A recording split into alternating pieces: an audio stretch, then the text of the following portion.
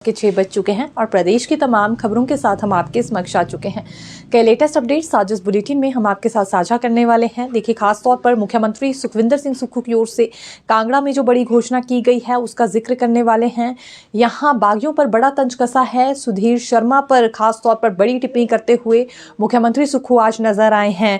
लेकिन घोषणाओं में क्या बड़ी जानकारी निकलकर कांगड़ा वासियों के लिए सामने आई है, ये अपडेट हम आप तक पहुंचाने वाले हैं। बच्ची को तेंदुए ने उठा लिया है, ये उपमंडल चौपाल की बात सामने आई है, जहां कई पंचायतें डर के साए में जी रही हैं। कई गांव हैं जो कि शाम होने के बाद अपने बच्चों को घर से बाहर नहीं निकाल रहे हैं। आखिरकार ये तेंदुआ सबके लिए इतनी बड़ी आफत कैसे बना हुआ है और अभी तक वन्य प्राणी विभाग की ओर से इसे पकड़ा क्यों नहीं गया, ये भी जानकारी हम आप तक पहुंचाने वाले हैं। सीयू विवाद में राज्यपाल श्री प्रताप शुक्ल की ओर से एक बड़ा बयान दिया गया है। दरअसल अब इस पूरी लड़ाई में राज्यपाल भी कूद गए हैं, ये कहना गलत नहीं होगा। पूरी जानकारी विस्तार से हम आपके समक्ष रखने वाले हैं, लेकिन शुरुआत मौसम से करना चाहेंगे। 22 और 23 जनवरी को बारिश बर्फबारी के आसार जताए गए हैं, यानी कि अगले कल से ऊपरी क्षेत्रों में बर्फबारी होगी। मध्य पर्वतीय क्षेत्रों में बारिश का दौर जारी रहने वाला है। ये आसार जरूर जताए गए हैं, लेकिन पिछली बारी के आसार भी फीके ही रह गए थे और इस बार ये प्रेडिक्शन कितनी सच साबित होती है देखना होगा, क्योंकि बारिश बर्फबारी का इंतजार किसानों बागवानों को भी है, पर्यटकों को भी है। अभी तक उतनी ज़्यादा पर्याप्त बर्फबारी नहीं हुई है जैसे कि फसलों के लिए चाहिए होती है और बारिश को लेकर भी इंतज़ार ही बना हुआ है। निचले इलाकों में हल्की बूंदाबांदी भी अभी तक बारिश को लेकर नहीं हुई है। देखिए, ज्वाली की ग्राम पंचायत पलोड़ा में एक दर्दनाक मामला सामने आया है। यहाँ चाची और भतीजा की मौत एक साथ हो गई। ये पल भर में ही खुशियों की लहर पूरी तरह से मातम में बदल कर रह गई है। बहू को कनाडा भेजने की खुशी में परिवार झूम रहा था। इतना ही नहीं, जो चाची बताई जा रही हैं, चाची भतीजा हैं, दोनों छोड़ने गए थे अपनी बहू को दिल्ली तक और दिल्ली में एरोप्लेन से भेजने के बाद जैसे ही वापस लौटने लगे तो बहू की जो माता थी या जिस तरह से सास कह लीजिए, वो काफ़ी खुश थी और बीच रास्ते में ही वॉल्वो के साथ टक्कर हो गई कार की, जिस वजह से अन्य लोग गंभीर रूप से इसमें घायल हो गए हैं। 3 लोग इनके साथ और मौजूद थे। जो बेटी के माता पिता थे वो भी मौजूद थे, यानी कि जिस बहू को कनाडा भेजा गया है उसके माता पिता भी मौजूद थे, सास भी मौजूद थी और देवर भी मौजूद था। तो यहाँ चाची भतीजा का निधन हो गया है। दूसरी ओर जो चालक और बेटी के माता पिता थे दोनों घायल बताए जा रहे हैं। पूरी तरह से मातम में ही ये माहौल तब्दील होता हुआ नजर आया है। खुशियां इनकी ओर से मनाई जा रही थी। हिमाचल प्रदेश विश्वविद्यालय की ओर से BA-MS बैच 2021 तीसरे सत्र और 2016 बैच के चौथे सत्र के छात्रों की परीक्षाएं फरवरी माह में होगी। इसके लिए ऑनलाइन आवेदन भी किया जा सकता है। परीक्षा फॉर्म के लिए लेट फीस फरवरी के बाद देनी होगी। 1 फरवरी तक ही आप ऑनलाइन आवेदन कर सकते हैं। MBBS अनुपूरक परीक्षाओं का शेड्यूल भी जारी कर दिया गया है। 15 फरवरी तक इसके लिए छात्र परीक्षा फॉर्म भर सकते हैं। मेडिकल कॉलेज के माध्यम से ये फॉर्म भरे जा सकते हैं। कॉलेज रैंकिंग पर आपत्ति जताने के लिए भी 3 दिन दे दिए गए हैं कॉलेज प्रशासन को। देखिए, पहली मर्तबा राज्य में कॉलेजेस को सेल्फ रैंकिंग का मौका दिया गया है। इसमें कॉलेज की ओर से सेल्फ रैंकिंग की भी गई, लेकिन सेकंड टर्न में जब कमेटी ने मार्क्स दिए तो उसके बाद ये नंबर लिस्ट कमेटी अपने साथ लेकर गई है। तो कॉलेज प्रशासन को ये देखने का मौका नहीं मिला कि उन्हें कमेटी की ओर से क्या रैंक दिया गया है। लेकिन अब ये लिस्ट सामने आई है तो 3 दिन के भीतर आपत्ति दर्ज करवाने के लिए कॉलेज प्रशासन को कह दिया गया है। इसके लिए खास तौर पर एक गूगल लिंक भी जारी किया गया है। इसके माध्यम से भी ये अपनी प्रक्रिया पूरी कर सकते हैं। 27 जनवरी के बाद ये रैंक लिस्ट फाइनल होने वाली है। उसके बाद कोई आपत्ति नहीं ली जाएगी, इसलिए ठीक उससे पहले 3 दिन के भीतर आपत्तियां दर्ज करवाने के लिए कॉलेजेस को कहा गया है।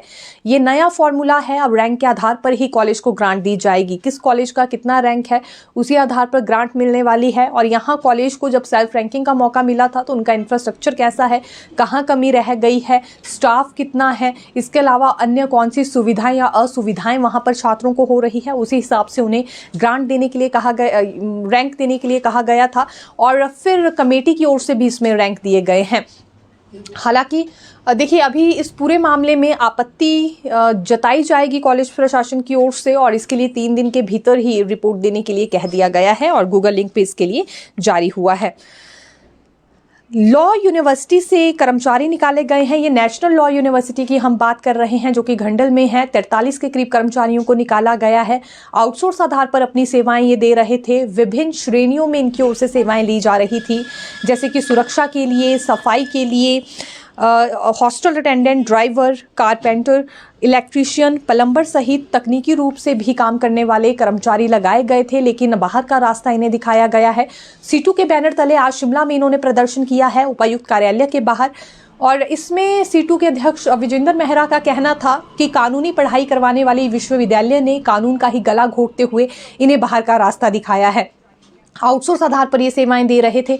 विश्वविद्यालय प्रशासन से जब हमने इस पूरे मैटर पर बात की तो उनका ये कहना था कि एक अवधि के लिए ही इन्हें रखा गया था, अब इनका कॉन्ट्रैक्ट पीरियड खत्म हो गया है। अगर विश्वविद्यालय के पास बजट नहीं है इन्हें अगला वेतन जारी करने का, तो इन्हें बाहर का रास्ता दिखाया जा सकता है, क्योंकि तय अवधि इनकी खत्म हो चुकी है। लेकिन कर्मचारियों ने मांग उठाई है कि दोबारा से इनकी नौकरी को बहाल किया जाए। ये कहाँ जाएंगे? सड़क पर आ गए हैं। घर परिवार चलाना इनके लिए वैसे ही काफी ज्यादा मुश्किल हो गया है। मिड डे मील बजट रुक गया है। पिछले 3 महीने से बजट जारी नहीं हुआ है। ब्लॉक स्तर पर बजट नहीं पहुंच पा रहा है। पौष्टिक आहार देने के लिए राज्य सरकार ने फैसला लिया था कि मिड डे मील योजना में अंडा और केला भी शामिल किया जाएगा। जो नॉन वेजिटेरियन बच्चे हैं उन्हें अंडा दिया जाएगा, वेजिटेरियंस को केला दिया जाएगा, ताकि ज्यादा प्रोटीन बच्चों को मिल सके। लेकिन ये आहार देने के लिए पिछले 3 महीने से बजट ही नहीं आया है। हालांकि ये फ्रेश आहार ही लाया जा सकता है लोकल मार्केट से, क्योंकि फ्रूट्स इसमें इंक्लूड है, और प्रति बच्चे पर 7 रुपए खर्चा इसके लिए आता है। लेकिन बजट जारी ना होने की वजह से ये पौष्टिक आहार बच्चों को नहीं मिल पा रहा है। प्रारंभिक शिक्षा विभाग को इस बारे में शिकायत कई दफा भेजी गई पिछले 3 महीने में, लेकिन कोई रिस्पांस नहीं आया है। आज विभाग से हमने जानकारी ली है कि बजट जारी हो गया है और दिसंबर माह तक का बजट यहां सरकार की ओर से जारी हुआ है, लेकिन ब्लॉक स्तर तक पहुंचने के लिए समय लग रहा है। इस वजह से बच्चे परेशान हैं। अभिभावकों ने सवाल उठाए हैं कि पहले योजनाएं सरकार शुरू करती है और पूरा करने के लिए फिर बजट जारी नहीं किया जाता है। यही बात यहाँ मिड डे मील वर्कर्स की ओर से भी कही जा रही है कि वो भी कैसे बच्चों को ये सभी पोषण देंगे, ये आहार कैसे देंगे, जब उसके लिए बजट ही जारी नहीं किया गया है। हालांकि अब जल्दी ही ब्लॉक स्तर के स्कूलों तक भी ये बजट पहुंच जाएगा, ये विभाग की ओर से आज दावा किया गया है। देखना होगा कितना जल्दी पूरा होता है। पेंशनर्स ने एक दफा फिर नाराजगी जताई है सरकार से। इनका कहना है 2016 से पहले जो रिटायर्ड हुए थे, संशोधित वेतनमान का लाभ इन्हें नहीं दिया जा रहा है। बकाया एरियर अभी तक नहीं दिया गया है, कब तक भुगतान होगा, सवाल इन्होंने पूछा। और सत्ता में काबिज होने से पहले सरकार ने वादा किया था, लेकिन ये पूरा करती हुई नजर नहीं आ रही है, इसीलिए इनका रोष पनप रहा है। जल्दी ही वृद्धावस्था में सड़कों पर उतरने के लिए ये मजबूर होंगे, ये भी इनकी ओर से अल्टीमेटम दिया गया है। दूसरी बड़ी बात इनकी ओर से ये कही गई है कि 2022 के बाद तक या 2016 से 2022 तक के बीच में भी और उसके बाद भी लिव इन कैशमेंट, ग्रेच्युटी और कम्यूटेशन का लाभ इन्हें नहीं दिया गया है। महंगाई भत्ते में वृद्धि इन्हें नहीं मिली है, चिकित्सा बिलों में भी वृद्धि नहीं मिली है, और बहुत से पेंशनर्स के तो मेडिकल बिलों का भी भुगतान नहीं हो रहा है। ये ऐसी स्थिति अब इस अवस्था में नहीं देखना चाहते हैं। पूरा जीवन इन्होंने सरकारी सेवा में अपना लगाया है और अंत में इस तरह की स्थिति दिखाई जा रही है। मजबूरन इन्हें सड़कों पर उतरना पड़ेगा अगर जल्दी ही इनके लिए कोई कदम नहीं उठाए जाते हैं। उपमंडल चौपाल की कई ग्राम पंचायतें डर के साए में जी रही है। इसमें देवत, बंटा, पौड़ियां, कुछ इस तरह के नाम सामने आए हैं। यहाँ डर के साए में लोग जी रहे हैं क्योंकि तेंदुए ने आतंक मचाया हुआ है। दरअसल इससे पहले कई मामले सामने आ चुके हैं जब तेंदुआ बच्चों को उठाकर ले गया हो, और पिछले कल भी एक ऐसी ही वारदात सामने आई। 5 वर्षीय बच्ची को तेंदुआ उठाकर ले गया। ये नेपाली दंपति बताए जा रहे हैं, अपने डेरे में अंदर काम कर रहे थे माता पिता। बच्ची खेलते खेलते बाहर आ गई। जैसे ही बच्ची डेरे से बाहर निकली तो झाड़ियों के बीच तेंदुआ छुपा था। तेंदुआ झट से झपट गया बच्ची पर और उसे उठाकर ले गया, लेकिन माता पिता की चीख पुकार की वजह से तेंदुए ने जंगल के बीचों बीच ही बच्ची छोड़ दी। बच्ची गंभीर रूप से घायल हो गई है। तेंदुओं के पंजों की वजह से इसके पीठ और गर्दन में निशान आ गए हैं, गंभीर चोटें आई हैं। अस्पताल में इसका इलाज करवाया जा रहा है, लेकिन डर के साए में वहां के लोग जी रहे हैं और शाम को 5 बजे के बाद अपने बच्चों को बाहर रहने नहीं देते हैं, क्योंकि तेंदुए ने आतंक ही कुछ इस कदर मचाया है। वन्य प्राणी विभाग को कई दफा इसकी शिकायत की गई और तो और इस तेंदुओं को पकड़ने के लिए ट्रैक भी बिछाया गया है, एक तरह से ट्रैप वहां पर बिछाया गया है, जाल बिछाया गया है उसे पकड़ने के लिए, लेकिन सफलता नहीं मिल रही है वन्य प्राणी विभाग को भी। तो ये एक बड़ा मैटर कहना चाहेंगे। और देखिए, बात यहाँ चौपाल की नहीं है, शिमला में भी कई ऐसे मामले सामने आए हैं जिसके बाद बच्चों और अभिभावकों दोनों में ही डर काफ़ी ज़्यादा पैदा हो जाता है। तो उपमंडल चौपाल की स्थिति भी अभी कुछ इसी तरह की बनी हुई है। ठियोग पानी घोटाले पर आज आंदोलन हुआ है। ठियोग में स्थानीय लोगों की ओर से ये आंदोलन किया गया। विश्राम गृह से एसडीएम कार्यालय तक इन्होंने एक जुलूस निकाला है और मांग उठाई है कि आरोपियों पर सख्त से सख्त कार्रवाई की जाए, तुरंत प्रभाव से एफआईआर दर्ज की जाए, अधिकारियों पर भी और जो ठेकेदार हैं उन पर भी। इसमें सरकार की लापरवाही है, ये आरोप उनकी ओर से लगाया गया। सरकार की लापरवाही के साथ साथ ठेकेदार और अधिकारियों की मिलीजुली भगत है, ये भी उन्होंने आरोप लगाया है।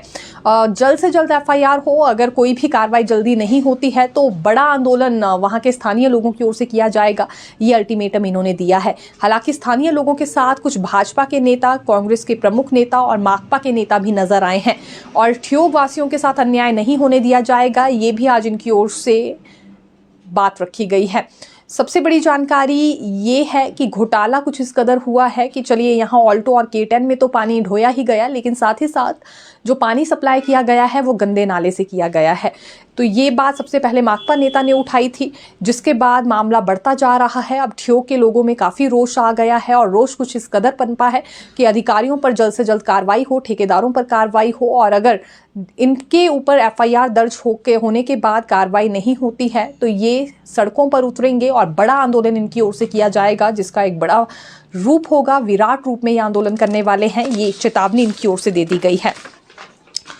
ऊना के दौलतपुर चौक के ब्रह्मापुर गांव में पाकिस्तानी गुब्बारा मिला है। दरअसल गुब्बारे का आकार जहाज की तरह है, यानी कि जहाज की आकृति में ये गुब्बारा मिला है। पुलिस की ओर से ये जानकारी दी गई है कि पूरे मामले में जांच हो रही है। दौलतपुर चौक में क्रिकेट खेलने के लिए कुछ बच्चे आ गए थे और ये हालांकि युवक 6 से 7 के करीब बताए जा रहे हैं। इन्होंने इसकी सूचना पंचायत और पुलिस में दी। पुलिस ने हिरासत में ले लिया है इस गुब्बारे को, और ये पाकिस्तानी गुब्बारा इसलिए कहा जा रहा है क्योंकि इस पर पाकिस्तान इंटरनेशनल एयरलाइंस SGA लिखा हुआ है। तो कोई बड़ा षड्यंत्र तो नहीं है, या फिर ये पाकिस्तानी गुब्बारा कैसे वहां पर पहुंचा, ये सवालिया निशान अभी उठाए जा रहे हैं और इसी मामले को लेकर पुलिस ने छानबीन करना शुरू कर दिया है। KYC ना होने पर 2.25 लाख उपभोक्ताओं को झटका लगा है। ये राशन डिपो की हम बात कर रहे हैं और राशन कार्ड की KYC ना करवाने पर तकरीबन 2,15,000 के राशन कार्ड ब्लॉक कर दिए गए हैं।